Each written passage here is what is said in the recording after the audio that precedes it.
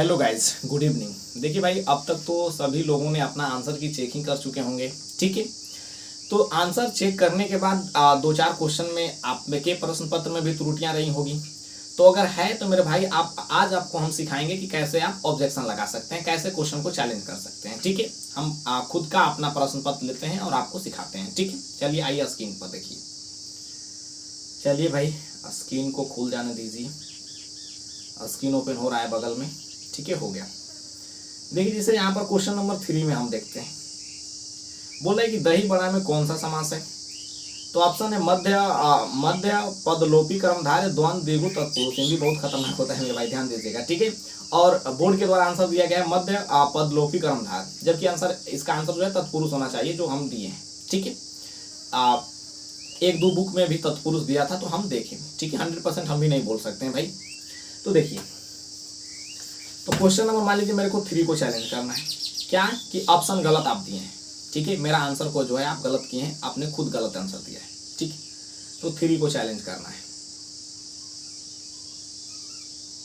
चलिए देखिए, और मेरे को चैलेंज करना था क्वेश्चन नंबर 76। एक ही साथ बताएंगे कि कैसे कैसे चैलेंज करना है। 76 पहले आप लोग मिला लीजिएगा, ये नहीं कि जो भी समझ में आए वो भी चैलेंज करने लग जाइएगा, ठीक है। 76 क्वेश्चन कहाँ गया भाई।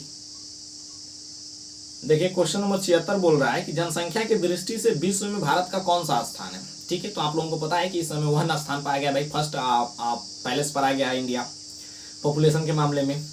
जबकि बोर्ड के द्वारा आंसर जो दिया गया है वो 2nd स्थान दिया गया है। हो सकता है कि बोर्ड ने पहले ही आंसर सेट किया कर दिया हो, ठीक है। तो इसको हमको चैलेंज करना है, ठीक है। और क्वेश्चन नंबर 110, क्वेश्चन नंबर 110 आपको पढ़ते हैं भाई। क्वेश्चन नंबर 110 इंग्लिश से आपको है क्वेश्चन, सब वर्ब एग्रीमेंट से है।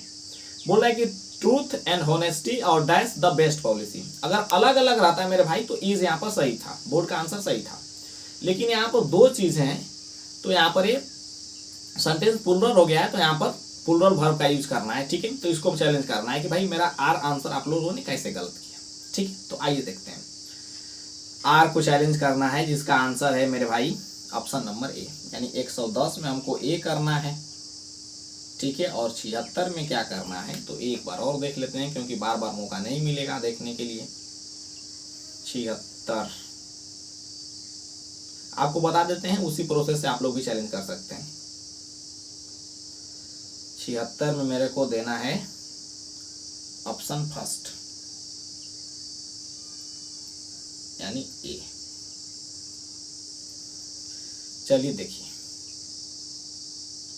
सबसे कॉर्नर में आ जाइएगा मेरे भाई, जूम करके आपको दिखा देते हैं, ठीक है।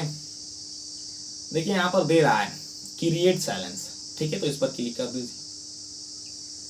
क्रिएट चैलेंज करने के बाद आपको पेपर चूज करना है कि मीडियम आपका कौन सा है भाई। जनरल हिंदी है तो जनरल हिंदी कर देते हैं। क्वेश्चन आईडी पूछ रहा है, यानी कि क्वेश्चन नंबर की बात कर रहा है, तो क्वेश्चन नंबर सबसे पहले 3 को हम चैलेंज करेंगे। तो 3 चैलेंज में किस तरह का चैलेंज करना है। पहला है कि रॉन्ग है, क्वेश्चन ही रॉन्ग है, तो नहीं भाई क्वेश्चन रॉन्ग नहीं है, क्वेश्चन तो सही है।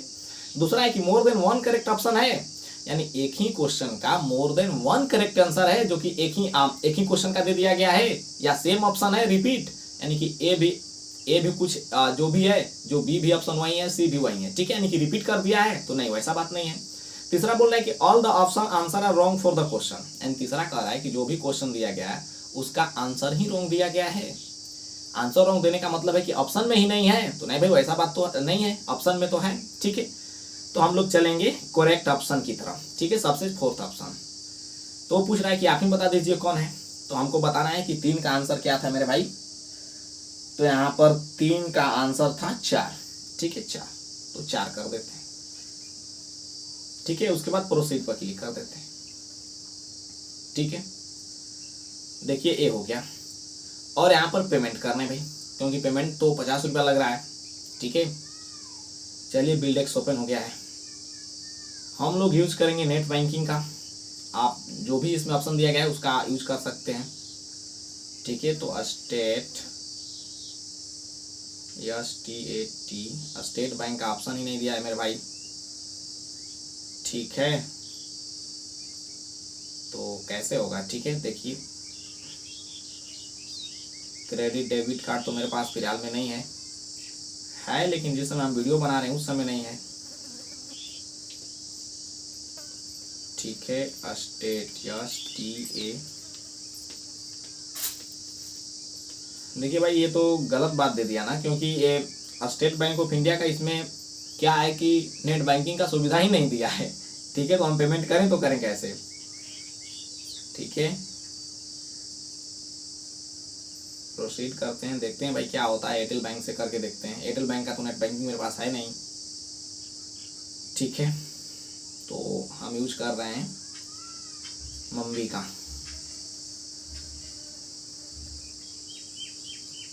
ठीक है, नंबर लिख दीजिएगा एयरटेल बैंक का, जिसके पास नेट बैंकिंग है तो नंबर डालिएगा। OTP आएगा इस पर,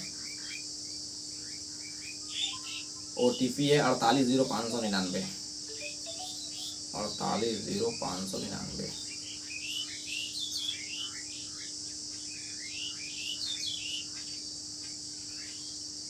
अरे कंटिन्यू करने का ऑप्शन ही नहीं दे रहा है भाई। 480599। ठीक है, दे दिया। चलिए भाई,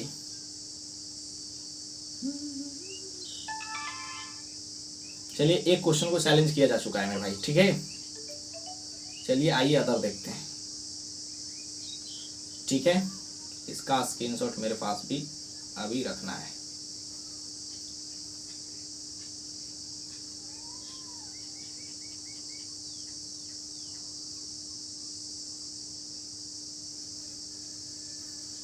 व्यू चैलेंज कीजिएगा तो आपको दिख जाएगा।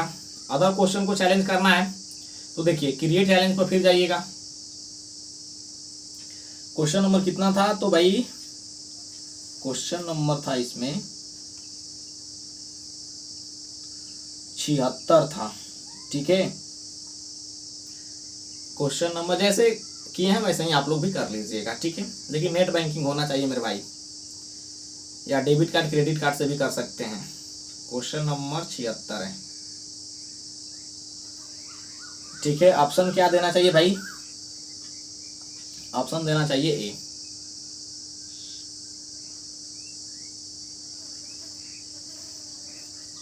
चलिए प्रोसीड कर देते हैं। ठीक है, फिर पेमेंट कर देते हैं।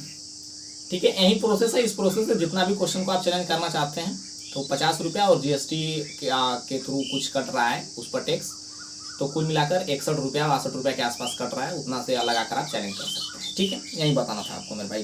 2-3 क्वेश्चन को चैलेंज करना है तो टाइम ज़्यादा लग जाएगा, हम करते रहे हैं। ठीक है, थैंक यू।